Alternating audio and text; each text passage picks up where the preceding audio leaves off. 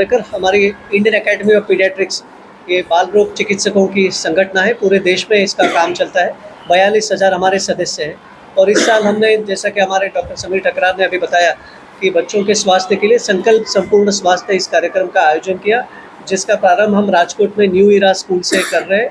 तो मैं स्कूल के प्रिंसिपल और आप बाकी मैनेजमेंट सदस्यों का आभारी हूँ। सो इस प्रोग्राम के तहत हम बच्चों को न कि सिर्फ सही खाना, बट उनको junk food, reading the food labels, हम सब जानते हैं कि जंक फूड का सेवन बहुत अधिक मात्रा में हो रहा है, जिसकी वजह से बच्चों में ओबेसिटी, मोटापा, ब्लड प्रेशर आदि बीमारियां काफ़ी हद तक बढ़ गई है, जिससे हमको सबको सतर्क रहना है।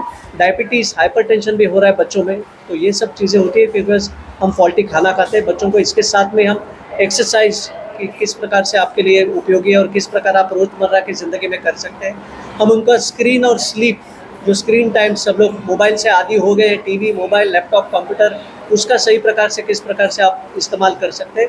Converting screen time into green time, ये हमारा उनको एक संदेश रहेगा, उसके बारे में हम बात करते हैं। और उसके साथ में अपना मानसिक संतुलन कैसे बनाए रखें, मानसिक स्वास्थ्य एंड सब्सटेंस अब्यूज़, जैसे कि स्मोकिंग, अल्कोहल, हम जानते हैं कि बच्चों में भी बढ़ रहा है। आपको मैं फिगर बताऊं कि हिंदुस्तान में लगभग 1.5 करोड़ बच्चे 10 से 17 साल में, ये सुप्रीम कोर्ट में दी गई फिगर है, 1.5 करोड़ बच्चे को एटलीस्ट स्मोकिंग और अल्कोहल का, ये ऑफिशियल फिगर है। और हम जानते हैं इतना बड़ा देश है तो एक्चुअल फिगर्स कितनी ज़्यादा हो जाएगी। और इसके साथ साथ हम एयर पोल्यूशन को भी कैसे कंट्रोल कर सकते हैं वो भी बताते हैं। सो ऑल इन ऑल इसको कहते हैं prevention of non communicable diseases. लोग जानते हैं कोविड जैसे बीमारियां जो सिर्फ खांसी से या स्पर्श से बढ़ती थी, लेकिन ये मेरे बाजू में बैठ के बढ़ने वाली बीमारी नहीं, नॉन कम्युनिकेबल है। But at the same time ये इतने साइलेंट पैंडेमिक चल रहा है ये, और आने वाले 10 साल में ये बहुत बड़ी मात्रा में, ऑलरेडी इसका बहुत है, लेकिन आने वाले 10 साल are going to be very crucial. So this is the right time to go. And हमने सोचा कि हम बच्चों के डॉक्टर हैं, हमारा ये कर्तव्य बनता है कि हम जाके सीधा बच्चों से ही बात करें।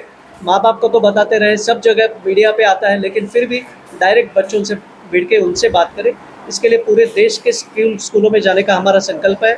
और मैं यहाँ पे सबसे आग्रह करता हूँ, निवेदन करता हूँ कि यहाँ से हम ये राजकोट से ये चालू करेंगे और धीरे धीरे, हमने ऑलरेडी सूरत में किया है, गांधीनगर में हुआ है। I am sure that slow and steady this program will go all over the state of Gujarat.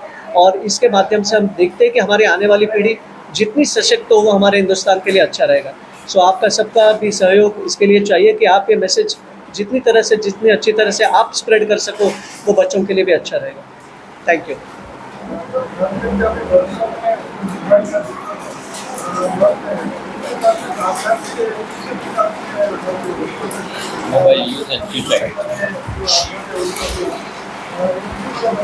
Yes, हम लोग ये मोबाइल का recreational use and non recreational किस प्रकार से यूज़ कर सकते हैं वो बताते हैं। और उसके साथ में मानसिक स्वास्थ्य में हम कहते हैं how to happify yourself, understanding your emotions, ताकि एक्सट्रीम्स में बच्चे ना जाए।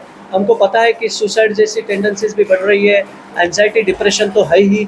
तो बच्चों को अपना मानसिक स्वास्थ्य बनाने रखना बहुत ज़रूरी है, क्योंकि हम ही जानते हैं कि जो एक माँ बाप पे क्या गुजरती है अगर 16-17 की उम्र में चंद मार्क कम मिले, या आज नीट और IIT और मेडिकल का entrance exam has become so competitive.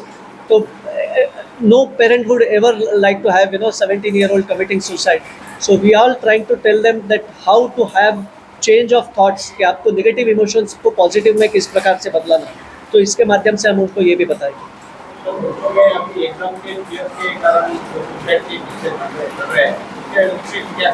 Exactly, तो हम यही कहते हैं, हमको कंपटीशन, हमको ये बहुत इंपॉर्टेंट मैसेज, आपने अच्छा सवाल पूछा कि हम बच्चों को ये प्रोग्राम में ये कहते हैं कि आप दूसरे बच्चों के साथ अपना परफॉर्मेंस कंपेयर मत करो, अपना खुद का ही लास्ट परफॉर्मेंस जो था उससे कंपेयर करो कि लास्ट टाइम इसको इतने मिले थे और मुझे कम मिली, तो उसकी कमीज़ मेरी कमीज़ से सफ़ेद क्यों, ये हमको दिमाग से निकालना है। I have to compare only with myself, मेरे पहले टेस्ट में क्या था और इस प्रकार, तो मैं I have to compete only with myself, not with others.